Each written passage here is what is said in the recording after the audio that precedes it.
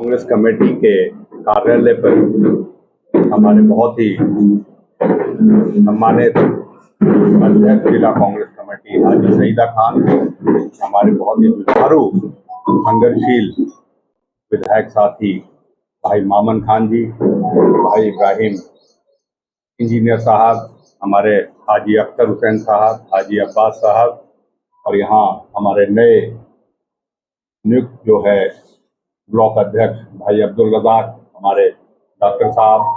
और सभी तमाम पदाधिकारी जो यहाँ मौजूद हैं। आज आपका इस विशेष प्रेस वार्ता में आप सबका स्वागत है। साथियों, कल ही आपने देखा होगा कि 5,000 से ज़्यादा परीक्षा केंद्रों पर 22 लाख से ज़्यादा नीट का पेपर जो है वो फिर से री-नीट के नाम से वो फिर से हुआ। साथियों, मैं आज यहाँ अपने साथियों के साथ, और कांग्रेस हमेशा से, चाहे युवा वर्ग हो चाहे समाज का कोई वर्ग हो, उसको लेके हमेशा से इस सरकार से सवाल उठाती रही है, और आज भी हम आपके माध्यम से ये विशेष प्रेस वार्ता कर रहे हैं। साथियों, हमारे नेता राहुल गांधी जी ने कोटा में अभी 17 जून को एक बहुत बड़ा संवाद युवाओं के साथ किया था, और उसमें मुख्य यही था कि भारत की केंद्र सरकार हिंदुस्तान के युवाओं के साथ, उनके भविष्य के साथ खिलवाड़ कर रही है, खास तौर पर उन युवाओं के साथ जो गरीब हैं, जो अनुसूचित जाति से आते हैं, जो समाज के कमजोर वर्गों से, उनके साथ, उनके भविष्य के साथ बहुत बड़ा खिलवाड़ कर रही है। चौथा साल लगातार नीट की जो परीक्षा है उसमें सवाल खड़े हो रहे हैं, और इस साल तो पेपर लीक की वजह से मैं समझता हूं कि लाखों छात्र छात्राओं को तो धक्का लगा ही लगा, उसके साथ बहुत से छात्रों ने अपनी जीवन से भी जो है अपने प्राणों को इस डिप्रेशन में, इस सरकार के से परेशान होके जो है उन्होंने अपनी जान जो है गंवाई। इस सब के लिए केंद्र सरकार जिम्मेदार है। भारत के प्रधानमंत्री जो है इसके ऊपर चुप्पी साधे पड़े हैं, और जहां तक सवाल की बात है, आर्थिक जो बोझ है देश की जनता पे, वो 132 लाख करोड़ रुपए इन 22 लाख जो छात्र हैं इनकी जो है कोचिंग, रहना सहना, फार्म और तैयारी करने में जो है खर्च होता है हर साल। और ये परिवार ऐसे नहीं है जिनके आर्थिक जो है उनकी सीमाएं नहीं है। बहुत से तो परिवार अपना घर बाहर छोड़ के अपने बच्चों के साथ रह के अन्य कोचिंग सेंटरों पर रहते हैं सालों साल, और उसमें कर्जा भी लेते हैं। आज इस चीज के लिए जिम्मेदार कौन है? आज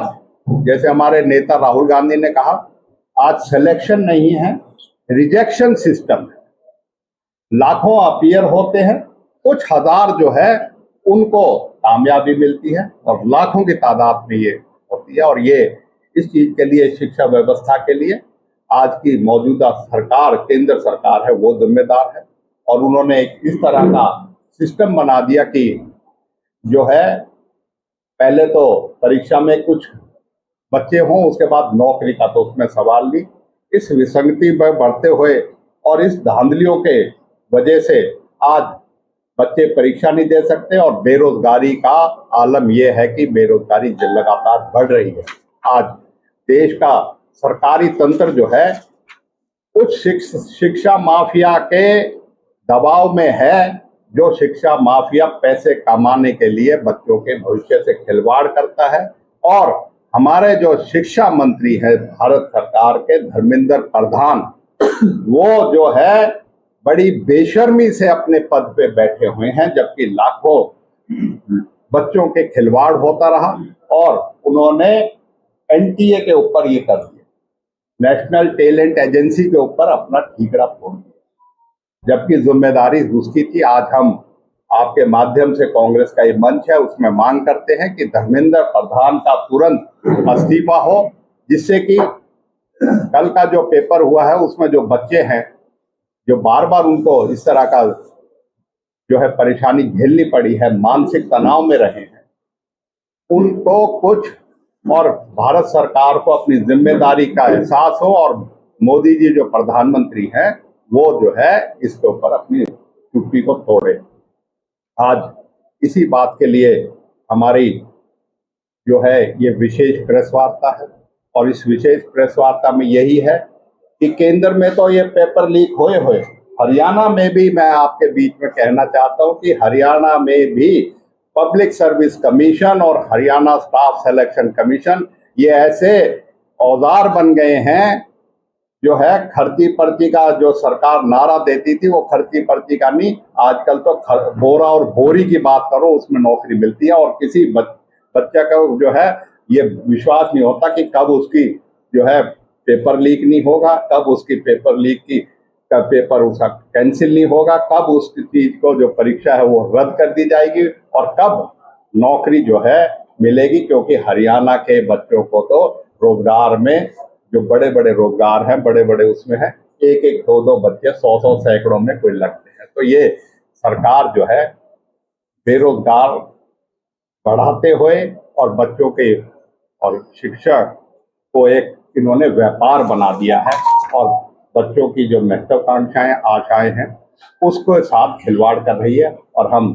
यही मांग करते हैं कि प्रधानमंत्री अपनी चुप्पी तोड़ के देश के सामने इन छात्राओं के सामने जो कमी हुई है उनके ऊपर बयान दे, धर्मेंद्र प्रधान का इस्तीफा हो और एनटीए को तुरंत जो है